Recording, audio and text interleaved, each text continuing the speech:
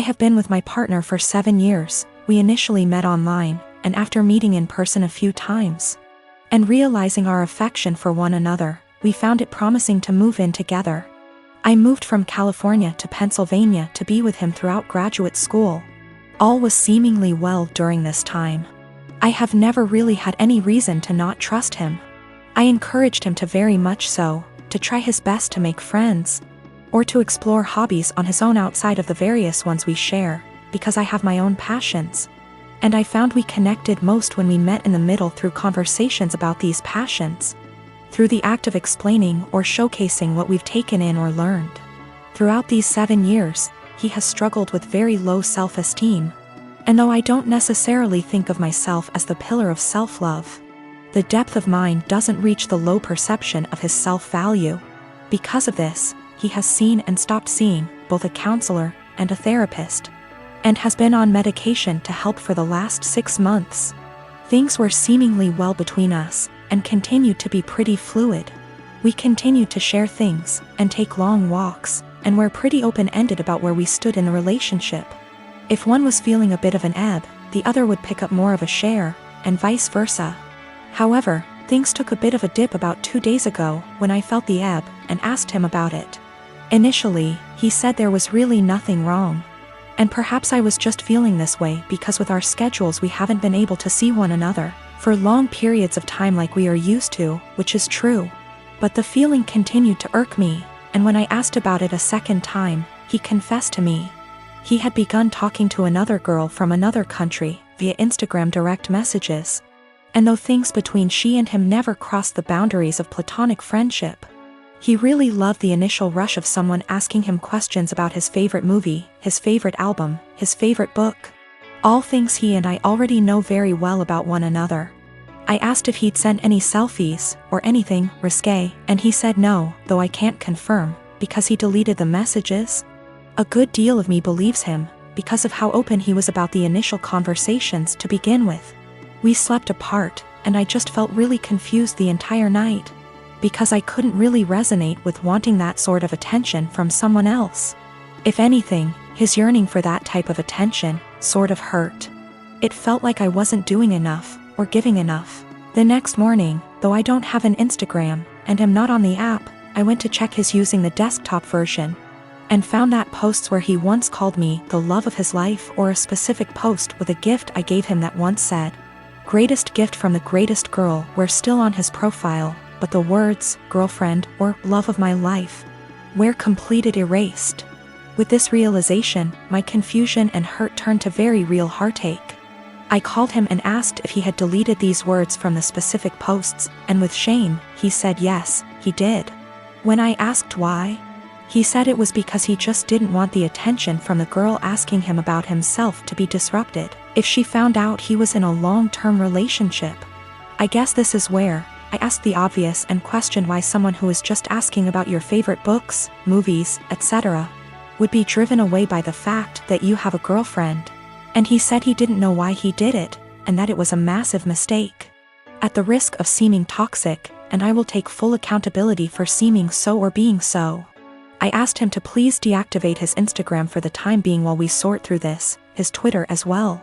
He did, and though I was feeling a bit of relief about that, I couldn't help but feel a bit saddened that he didn't choose to do that on his own for the benefit of our relationship. He had to wait for me to ask, which again, just made me feel like such a toxic and controlling partner. 2 things I always strive to be so far from. When he got home from work, we discussed everything at massive length, and he continued to swear up and down that these conversations pertained strictly to music, movies, and books, and he didn't have interest in her. Just interest in the initial rush of the attention he was receiving.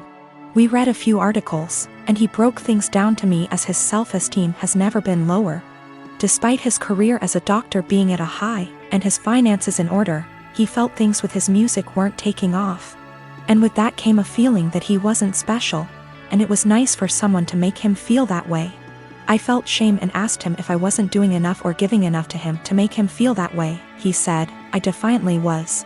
But my love, and attention and affection, became a pillar he could rely on, and got used to, so with new attention came a rush. And he liked that. I asked him if he wanted to be single and find that rush in dating new people.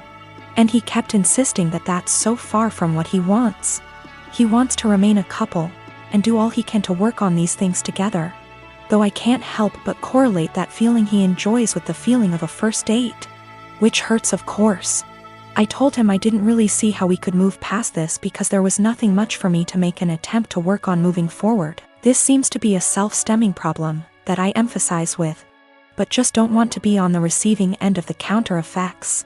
So though it is incredibly uneasy to begin to think of how difficult it'll be to begin again, it is just as difficult to think about how difficult it would be to stay and try to rebuild back up an issue that I feel like just a bystander. When it comes to, this has all been very painful, and if this comes to an end, I just want it to be as civil and as possible.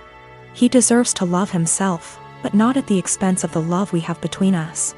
I deserve love that is stable and comforting, and not laced with newfound paranoia. Despite this all, my heart is still very much in this, of course, and he has been very vocal about how it was just one mistake. Nothing happened, we can work through this, etc. And I secretly keep hoping he will make a step, any step really, to showcase these words and implement action, seek a new therapist. Find the two of us a relationship counselor, buy a book on self-help or on how couple conquer affairs, anything at all. Without me having to be the one to ask him. I just want him to have that yearning that he continues to say he has, but instead of saying it, I was him to show me. That makes me irrational or just plain dumb. I believe to be in a state where I can handle either answer. Or something completely different just the same. Do all think I'm blowing something completely out of proportion?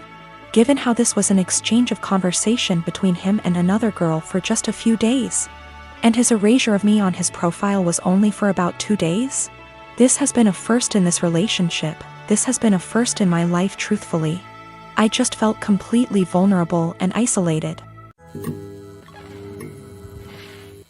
It all began after the first month we started dating, and I don't know why I didn't end things right then and there. While I was taming a shower, he looked through all of the photos on my laptop and yelled at me cause I still had photos of me and my ex. I didn't even remember, cause I don't look at those photos, and I guess I was too lazy to delete them. Also, I don't use that laptop so often since it's slow. So, yeah. I wasn't being sentimental. I've always been a nosy person, and I admit I stalked his wall, his exes, even his parents, but it was all public info. I've been alone with his laptop / phone etc., but I've never ever even thought about reading his private conversations. I wouldn't do that to anyone. He doesn't care, though. He memorized my iPad password and he read everything, including some really private posts on Reddit. He yelled at me and broke up with me. He occasionally lurks in my Facebook account, because I'm dumb and I'm always like, no, he wouldn't do that again, but he always does. Today I was logged on our shared laptop and I saw in my FB app that there was some activity going on 40 minutes ago, while I was taking a shower. I looked the Chrome history, but he had deleted everything. I lost it and I started crying, and he had the audacity to blame me for his trust issues and said that there is something I'm hiding, since I'm reacting this way. I tried to explain I have nothing to hide, but it's just horrible to feel uncomfortable at home. I can't even sleep properly anymore because I'm nervous if he'll decide to randomly read my messages. He scrolled maybe months of my FB searches, which is really embarrassing, and yelled at me again. He said I must be hiding something since I'm so upset. I don't hide anything, and I never gave him a reason not to trust me. Once he dumped me and I grabbed a beer with an old friend and he found out. Blamed me for cheating on him and even complained to my mother. I go to therapy every week, not only because of him, I have other issues. There was this group session and I met a boy who has similar problems to mine, and I felt that finally I'd have someone outside therapy to talk to. He's not my type and I didn't like him in a romantic way. I just felt we could be friends, but my boyfriend found out we've talked once, because he was snooping again OFC. And again yelled at me. He said I was a cheater and that's why he had trust issues. I've always been faithful and I didn't deserve this. I changed all my passwords, but I'm tired of feeling uncomfortable in my own home. He went out and told me I deserve this, and he's right to invade my privacy, and I have no right to be mad. I don't know what to do anymore. I finally picked up some courage and ended this pathetic excuse of a relationship. 2 days ago he came with his mother, OMG, to collect his stuff and also took the laptop he gave me as present. Which was pathetic. I am 33 years old. I had a serious drinking problem since a young age. My dad was an alcoholic, so booze never lacked in our house. It nearly killed me when I was only 27 and was in the for alcohol poisoning. It was too close a call, and after that things had to change. With my wife's support, I went to rehab and proud to say I've been sober 51//2 YRS. My flatmate invited our friends over yesterday. It was 7 of us in total, including his friend, Mark. I've met Mark maybe 3 to 4 times over the last 2 years, and while we're friendly, I honestly don't know him that well. But you can tell he's a party guy. Likes to get loud, take shots, makes gross comments sometimes, etc. Mark brought several cases of beer and a bottle of tequila with him, so everyone was drinking and having a good time. Mark kept offering me drinks the entire night, which I politely declined. It's like he made it his personal mission to get me to drink by egging me on. Saying every time he sees me I'm either drinking a soda / water and it's okay to let loose sometimes.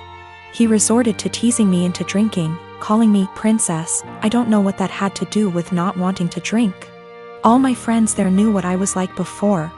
How bad my drinking was, so they kept trying to steer the conversation so he'd forget about me. But every now and then he'd hand me a shot glass or a beer and would not let it go even after telling him yet again that I didn't want to drink. My wife became uncomfortable with his behavior. I think she was worried I'd actually drink. She grabbed the shot glass from me, dumped it in the sink and told him to stop it already. He looked between us and grinned like he understood now. Mark joked that maybe we should get my wife drunk first, then that'll get her to loosen up the leash she has on me. I'll admit, that made me see red. I got in his face and told him, actually I don't drink because last time I did I almost King died, so unless you want me puking everywhere and having seizures you should shut up and leave my wife out of this. Wiped the smile off him real quick and he apologized. The rest of night went on and he finally left me alone. Our flatmate did confront me in the morning because he thinks I was too honest with Mark and it wasn't his fault, he didn't know. He was just joking around and I made him feel bad. Our other friends agree he was being too pushy and deserved being told off. My wife agrees, so he's the only one right now that's taking Mark's side. He said I could have ignored him until he gave up instead of bringing up an uncomfortable truth from my past. Now yes, I could have just told Mark the truth without full details, but felt that's none of his business and a no should have been enough. I only got carried away when he decided to include my wife in his jokes. So yes, I am wondering if I was a bit of an a-hole for what I told him instead of keeping the peace. My graduation ceremony is being held next week. My dad had given me some money in advance to pay for the party. I live mostly with my mom, but they were supposed to be hosting the event together. Dad and I have a rocky relationship. After my parents divorced when I was 4, they split custody of me and he was able to stay a good dad. When I was 10 he met Jane. Jane had 3 kids, twins, and a single kid. They got married when I was 12, but I would say even before that I felt like he prioritized her kids over me a lot. He would cancel plans with me if they wanted to do something and would either do the thing with them or force me to go and say it was even better than our plans, when for me it wasn't. Think going for a hike with me versus taking them to an indoor play area. Or seeing a movie with me versus the kiddie park. One more example is when I was given a ticket for a concert my dad and I both love. He was supposed to buy a ticket to come with me for some father/son time, but actually spent it on his youngest stepkid who wanted their room painted. He told me at the last minute and it hurt. There are other times stuff like this happened. He didn't show up at the hospital when I broke my arm because one stepkid was getting their tonsils out and wanted both him and his wife there. He told my mom over the phone to tell me he was proud of me for being brave and understanding. When I would bring this stuff up to him, he'd tell me it was natural to feel jealous of sharing his attention. That was all he would say. In 2019 he told my mom he would split the cost of a trip I wanted to go on with one of my clubs, because she didn't have the money all by herself. Mom had her half saved. We told my dad he needed to pay. He said bills were tight and it was the twins' birthdays and the money needed to go on something for them. He told me we could do something as a family when the trip happened instead. I told him to forget it. That he was making it clear who was more important and I was going to stay with my mom where I actually mattered. Mom borrowed money to cover the other half of the trip. Dad told me he regretted making me feel less important and we were working on things, and then the graduation money was given about a month ago. Then a week ago he called and told me how one of the stepkids was being bullied, how bad of a time they're having it. And with that money they could help cheer them up for their birthday. I was pissed. I hung up. Then 2 days later I showed up at his doorstep, gave him the money and told him I didn't want to see him or his new family at my graduation, and that he had chosen who was more important, so he better stay out of my life. His stepkids and 2 younger bio kids were there. I didn't stick around. He called and told me we needed to talk it out like adults, and that I had hurt the kids' feelings. His wife freaked out on me, so I blocked her,